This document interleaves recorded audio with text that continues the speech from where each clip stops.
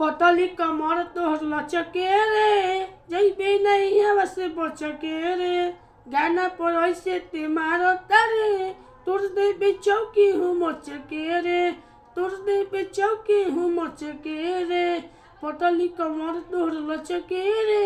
जइबे नहीं हवा से बचके रे, गाना पर ऐसे ते मारता रे, तुर देबे चौकी हूँ मचके रे,